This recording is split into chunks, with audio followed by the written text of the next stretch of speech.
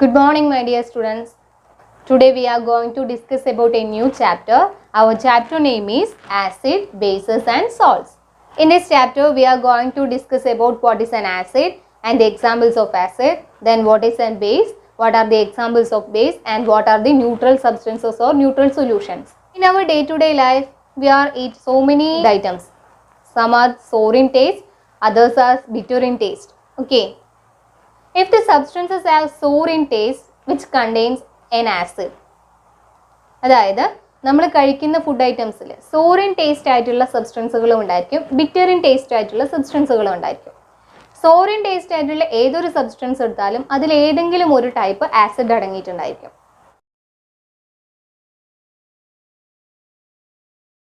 അതേപോലെ തന്നെ bitter taste ആയിട്ടുള്ള സബ്സ്റ്റൻസുകൾ എടുത്താൽ അതിൽ ഏതെങ്കിലും ഒരു തരത്തിലുള്ള ബേസ് അടങ്ങിയിട്ടുണ്ടായിരിക്കും.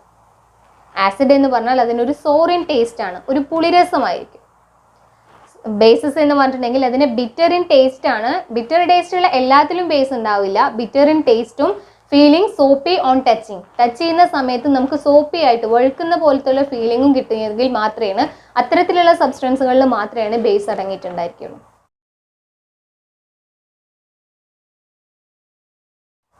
ഇനി some substances do not show any acidic nature and any basic nature.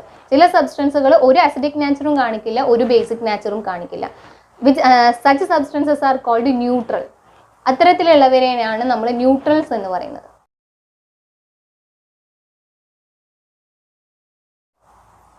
നമുക്ക് നമ്മുടെ ഡെയിലി ലൈഫിൽ തന്നെ നമ്മൾ ഒരുപാട് സബ്സ്റ്റൻസുകൾ സോർ ടേസ്റ്റ് ആയിട്ടുള്ളതും ബിറ്റർ ടേസ്റ്റ് ആയിട്ടുള്ളതും ഫീലിംഗ് സോപ്പി ആയിട്ടുള്ളതും ഒക്കെ കാണുന്നുണ്ട്. ഇപ്പോൾ നമ്മൾ സാധാരണ ഉപയോഗിക്കുന്ന lemon juice, orange, mangoes, tamarind, curd പോലെയുള്ളതിനൊക്കെ എന്താണ് taste? what is the taste of that? These all are taste sour in taste ആണ്. അപ്പോൾ ഇവയിലൊക്കെ ഓരോ തരം ആസിഡുകൾ അടങ്ങിയിട്ടുണ്ടെന്ന് നമുക്ക് പറയാം. പ്രധാനമായിട്ടും നമ്മൾ നമ്മുടെ ഡേ ടു ഡേ ലൈഫിൽ ഉപയോഗിക്കുന്ന സോർ ഇൻ ടേസ്റ്റ് ആയിട്ടുള്ള സബ്സ്റ്റൻസുകളിലുള്ള ആസിഡുകൾ എന്ന് പറയുന്നത് ഇതാണ്. ദെൻ നമ്മൾ ഉപയോഗിക്കുന്ന സബ്സ്റ്റൻസുകളിൽ ബിറ്റർ ഇൻ ടേസ്റ്റും അതേപോലെ ഫീലിംഗ് സോപ്പി ആയിട്ടുള്ളത്, ടച്ച് ചെയ്യുമ്പോൾ ഫീലിംഗ് സോപ്പി ആയിട്ടുള്ള സബ്സ്റ്റൻസുകളിലൊക്കെ ബേസ് ഉണ്ടായിരിക്കും. അതിന് എക്സാമ്പിളാണ് നമ്മൾ സോപ്പ്, അതേപോലെ സോപ്പ് പൗഡർ, അതൊക്കെ. അപ്പോൾ നമ്മൾ ഡേ ടു ഡേ ലൈഫിൽ ഉപയോഗിക്കുന്ന ബേസുകൾക്ക് എക്സാമ്പിളാണ് ഈ കാണുന്നത്. ഇപ്പോൾ നമ്മൾ നമ്മുടെ ഡേ ടു ഡേ ലൈഫിൽ നമ്മൾ ഉപയോഗിക്കുന്ന ആസിഡുകൾ ഏതൊക്കെയാണെന്നും അല്ലെങ്കിൽ ബേസുകൾ ഏതൊക്കെയാണെന്നും മനസ്സിലാക്കി. ഇനി നമുക്കൊരു സബ്സ്റ്റൻസ് തന്നിട്ട് നമ്മളോട് പറയുകയാണ് ഇതൊരു ആസിഡ് ആണോ ബേസ് ആണോ എന്ന് ടെസ്റ്റ് ചെയ്യാൻ പറയുകയാണെങ്കിൽ നമുക്ക് എങ്ങനെ കണ്ടുപിടിക്കാൻ പറ്റും? അതിന് വേണ്ടിയിട്ട് നമ്മൾ ഉപയോഗിക്കുന്ന സബ്സ്റ്റൻസുകളാണ് ഇൻഡിക്കേറ്റേഴ്സ് എന്ന് പറയും. Indicators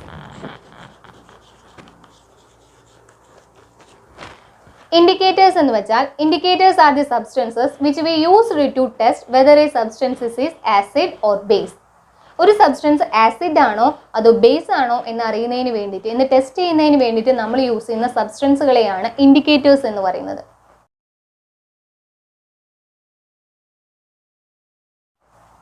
There are so many indicators in our world. Some are naturally occurring, some are man-made. Naturally occurring ഇൻഡിക്കേറ്റേഴ്സും ഉണ്ട്, മാൻമെയ്ഡ് ആയിട്ടുള്ള ഇൻഡിക്കേറ്റേഴ്സും ഉണ്ട്. നാച്ചുറലി ഒക്കറിങ് ഇൻഡിക്കേറ്റേഴ്സിൽ വെരി കോമൺ ആയിട്ടുള്ള 3 എണ്ണത്തിന് നമുക്കിവിടെ നോക്കാം. നാച്ചുറലി ഒക്കറിങ് ആയിട്ടുള്ള ഫസ്റ്റ് വൺ ഇൻഡിക്കേറ്റർ ആണ് നമ്മൾ ലിറ്റ്മസ് പേപ്പർ എന്ന് പറയും. ലിറ്റ്മസ് പേപ്പർ അല്ലെങ്കിൽ ലിറ്റ്മസ് സൊല്യൂഷൻ. ഈ ലിറ്റ്മസ് പേപ്പറിനെ അല്ലെങ്കിൽ ലിറ്റ്മസ് സൊല്യൂഷനെ നമ്മൾ എക്സ്ട്രാക്ട് ചെയ്തെടുക്കുന്നത് ലൈക്കൺസ് എന്ന് പറയുന്ന ഒരു പ്ലാന്റിൽ നിന്നാണ്. ലൈക്കൺസ് എന്ന് പറയുന്ന പ്ലാന്റിൽ നിന്നും എക്സ്ട്രാക്ട് ചെയ്തെടുക്കുന്നതാണ് ഈ ലിറ്റ്മസ് പേപ്പർ അല്ലെങ്കിൽ ലിറ്റ്മസ് സൊല്യൂഷൻ. അതിനെ നമ്മൾ പേപ്പർ ഫോമിലേക്ക് ആക്കുന്നതാണ്, അതിൽ നിന്ന് എടുക്കുന്നതാണ് നമ്മൾ ലിറ്റ്മസ് പേപ്പർ. ദെൻ ഈ ലിറ്റ്മസ് പേപ്പർ നമുക്കിപ്പോൾ കോമൺലി 2 കളേഴ്സിലാണ് നമുക്ക് കിട്ടുക. റെഡ് കളറിലുമുണ്ട്, ബ്ലൂ കളറിലുമുണ്ട്.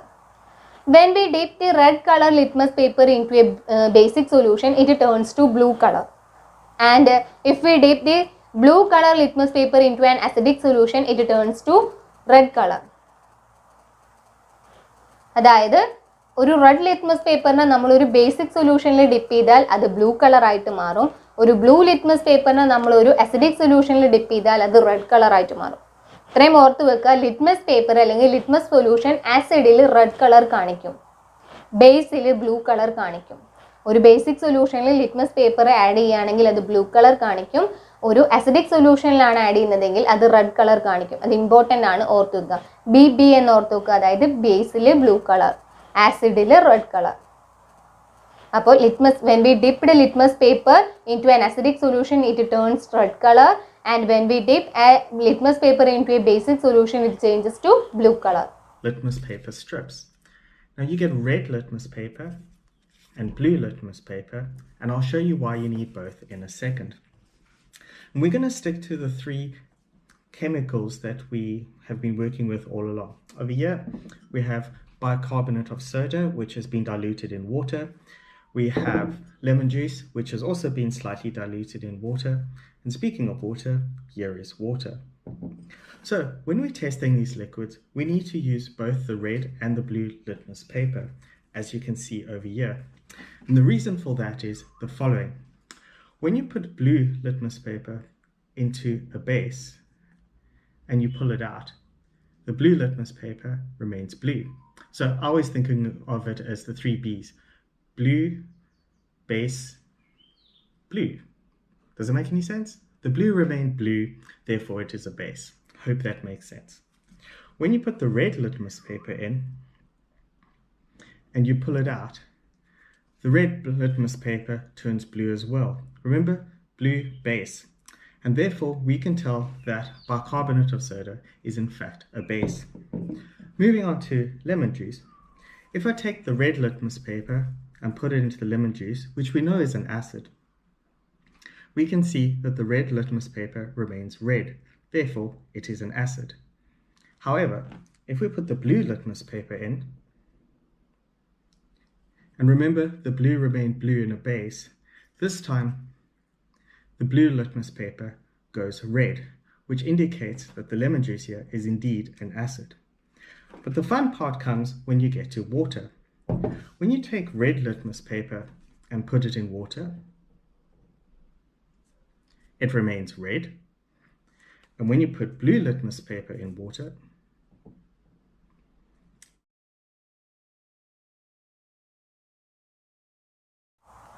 then next one ആണ് നമ്മൾ അടുത്തതായി ഉപയോഗിക്കുന്ന നാച്ചുറലി ഒക്കറിംഗ് ഇൻഡിക്കേറ്റർ എന്ന് പറയുന്നതാണ് ടർമറിക് പൗഡർ.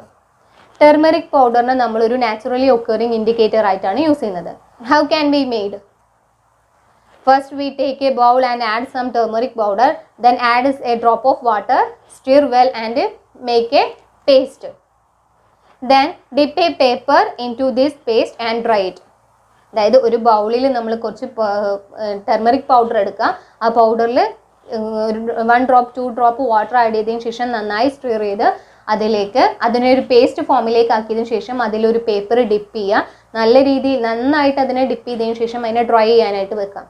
ഉണങ്ങിയതിന് ശേഷം നമുക്ക് ആ ഒരു പേപ്പറിനെ ഒരു ഇൻഡിക്കേറ്റർ ആയിട്ട് യൂസ് ചെയ്യാൻ പറ്റും. ലിറ്റ്മസ് പേപ്പർ പോലെ തന്നെ അതിൽ നിന്നും ഒരു സ്ട്രിപ്പ് എടുത്തിട്ട് നമുക്ക് അതിനെ ഒരു ഇൻഡിക്കേറ്റർ ആയിട്ട് യൂസ് ചെയ്യാൻ പറ്റും. When we dip this paper into a acidic solution, it turns to a brick yellow color. നല്ല യെല്ലോ കളർ ആയിട്ട് മാറും. When we dip this paper into a basic solution, it turns to red color. ഒരു basic സൊല്യൂഷനിലാണ് നമ്മൾ ഈ ഒരു turmeric പൗഡറിൽ dip ചെയ്തിട്ടുള്ള പേപ്പറിനെ ഡിപ്പ് ചെയ്യുന്നതെങ്കിൽ it turns to red colour. നേരത്തെ നമ്മൾ ലിറ്റ്മസ് പേപ്പർ ആസിഡിലായിരുന്നു റെഡ് കളർ കാണിച്ചിരുന്നത്, എന്നാൽ ടർമറിക് പേപ്പറിൽ ബേസിലാണ് റെഡ് കളർ കാണിക്കുന്നത്. അത് ഓർത്ത് വെക്കുക. അപ്പോൾ ടർമറിക് പൗഡർ എന്ന് പറയുന്നത് ഒരു അടുത്ത ഇൻഡിക്കേറ്ററാണ്. ഈ ടർമറിക് പൗഡറിൻ്റെ ഈ ഒരു ഇൻഡിക്കേറ്റർ യൂസ് ചെയ്തിട്ട് നമുക്കൊരു മാജിക് കാർഡ്സ് ഒക്കെ ഉണ്ടാക്കാൻ പറ്റും. അതായത് ഇതേപോലെ നല്ല ഭംഗിയിൽ ഒരു പേപ്പറിനെ ടർമറിക് പൗഡറിൻ്റെ പേസ്റ്റിൽ ഡിപ്പ് ചെയ്തെടുത്തതിനെ ഡ്രൈ ചെയ്തതിന് ശേഷം ആ ഒരു പേപ്പറിൽ സോപ്പ് സൊല്യൂഷൻ യൂസ് ചെയ്തിട്ട് ഒരു സോപ്പ് സൊല്യൂഷനിൽ ഒരു ബഡ്സ് എന്തെങ്കിലും വെച്ച് ഡിപ്പ് ചെയ്തതിന് ശേഷം ഇതിൽ വല്ല ഫ്ലവേഴ്സ് ഒക്കെ വരച്ചിട്ടുണ്ടെങ്കിൽ നല്ല ഭംഗിയിൽ റെഡ് കളറിൽ അത് തെളിഞ്ഞു വരുന്നത് കാണാൻ പറ്റും. അങ്ങനെ നമുക്കൊരു മാജിക് പേപ്പറായിട്ട് ഈ ടർമറിക് പേപ്പറിനെ യൂസ് ചെയ്യാം.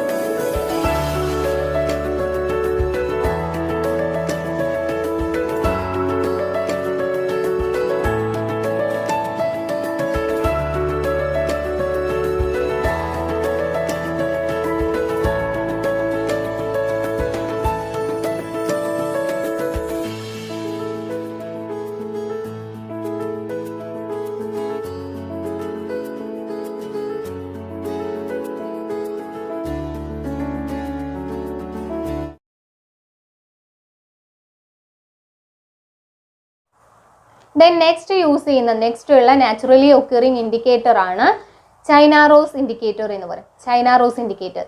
It is made by using China rose petals. We add China rose petals into a warm water, then stir well until the solution becomes colored. ഈ സൊല്യൂഷൻ അതായത് ഒരു വാം വാട്ടറിലേക്ക് നമ്മൾ അല്ലെങ്കിൽ ഒരു ചൈന റോസ് പെറ്റൽസ് എടുത്തിട്ട് അതിലേക്ക് warm water add ചെയ്യുക, നന്നായി സ്റ്റിർ ചെയ്യുക, ഏതുവരെ until the water becomes coloured. ഈ ഒരു വാട്ടർ സൊല്യൂഷൻ കളർ ആവുന്നത് വരെ സ്റ്റിർ ചെയ്യുക. അങ്ങനെ കളർ ആയി കഴിഞ്ഞിട്ടുണ്ടെങ്കിൽ this solution we can used as an indicator. ഈ സൊല്യൂഷൻ നമുക്ക് ഇൻഡിക്കേറ്റേഴ്സ് ആയിട്ട് യൂസ് ചെയ്യാൻ പറ്റും. When we add this solution to an acidic solution, it turns to magenta color. നമ്മൾ ഈ ഒരു സൊല്യൂഷനെ അസിഡിക് സൊല്യൂഷനിൽ ആഡ് ചെയ്യുകയാണെങ്കിൽ ഈ അസിഡിക് സൊല്യൂഷൻ മജന്ത കളറായിട്ട് മാറും. And when we add this solution to a basic solution it turns to green colour. അതിനൊരു basic സൊല്യൂഷനിൽ ആഡ് ചെയ്യുകയാണെങ്കിൽ അതൊരു ഗ്രീൻ കളറായിട്ട് മാറും.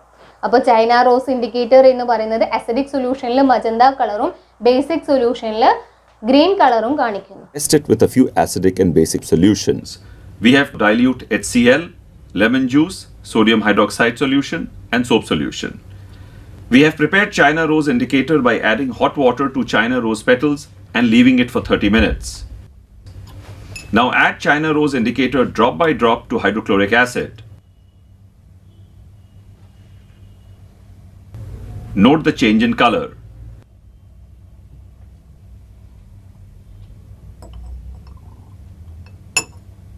Now add China rose indicator to lemon juice. Note the change in color.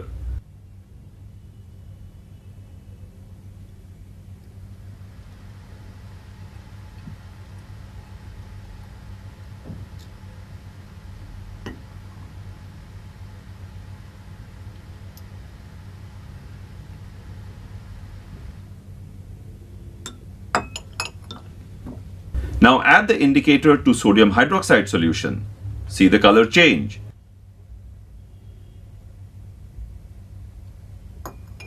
Now add the China rose indicator drop by drop to soap solution.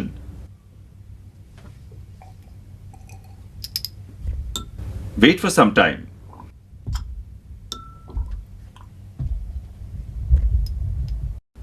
You will see that China rose indicator turns acidic solutions into magenta red and reddish and basic solutions into yellow and greenish yellow. ഇതാണ് നമ്മൾ use ചെയ്യുന്ന commonly use ചെയ്യുന്ന 3 types of naturally occurring indicators, and the commonly used man-made indicator is phenolphthalein. Phenolphthalein shows pink color in a basic solution and colorless in acidic solution. നമ്മൾ ഫിനോഫ്തലീനെ ഒരു basic സൊല്യൂഷനിൽ add ചെയ്യുകയാണെങ്കിൽ അത് നല്ല pink കളറായിട്ട് മാറും. And ഒരു അസിഡിക് സൊല്യൂഷനിലാണ് നമ്മൾ അതിനൊഴിക്കുന്നതെങ്കിൽ അത് കളർലെസ് ആയിരിക്കും. അപ്പോൾ ഇത് ഫിനോഫ്തലീൻ എന്ന് പറയുന്നത് മാൻമെയ്ഡ് ആയിട്ടുള്ള ഒരു ഇൻഡിക്കേറ്ററാണ്.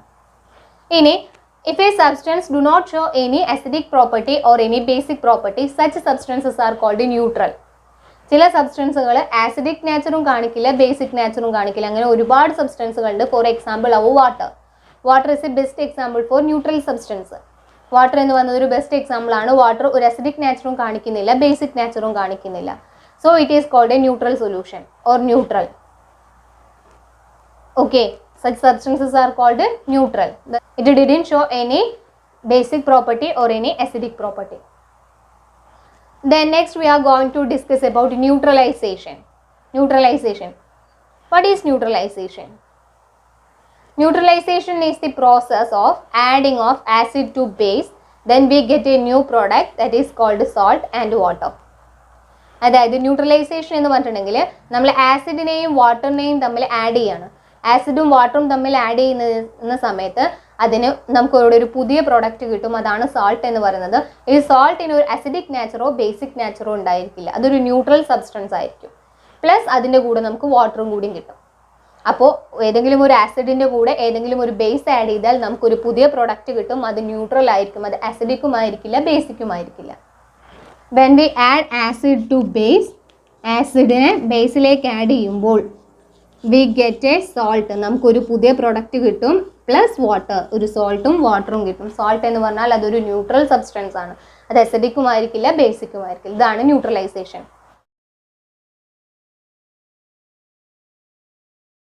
In our laboratory, there is an example for neutralization.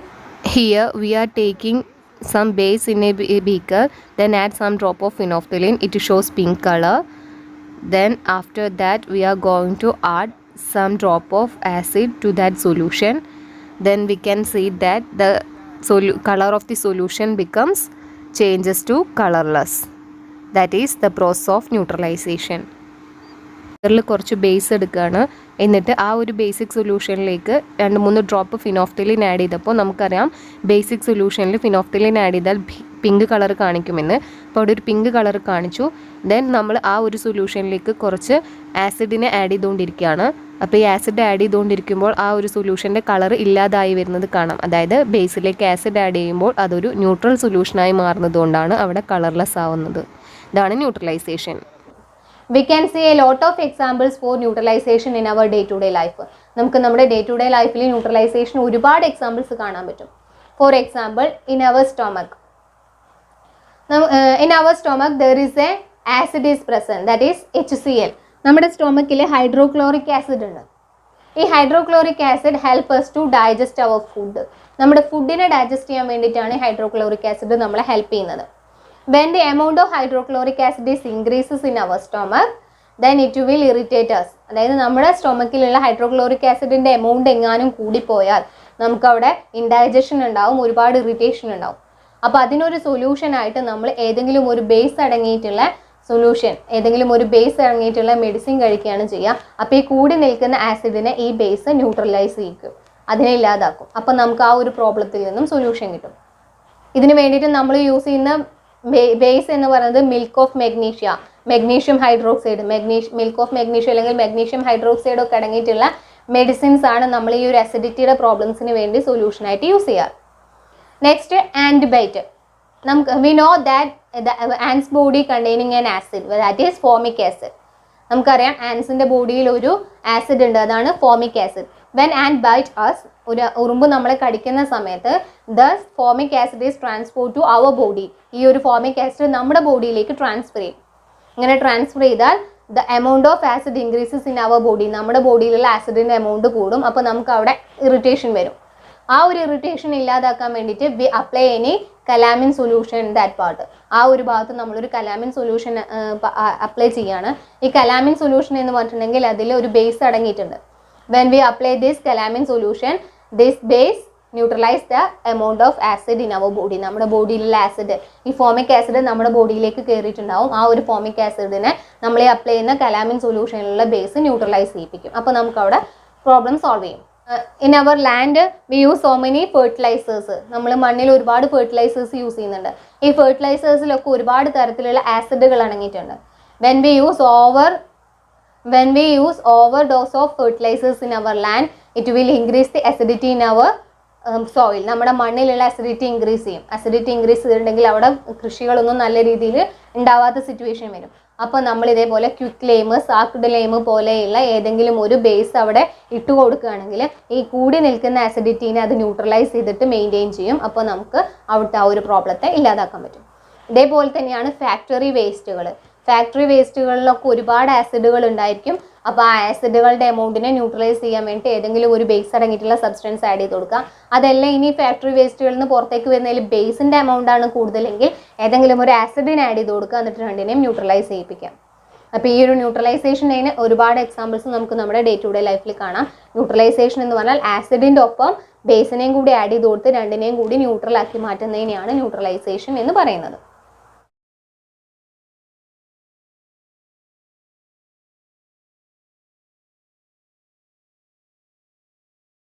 The chapter is over here.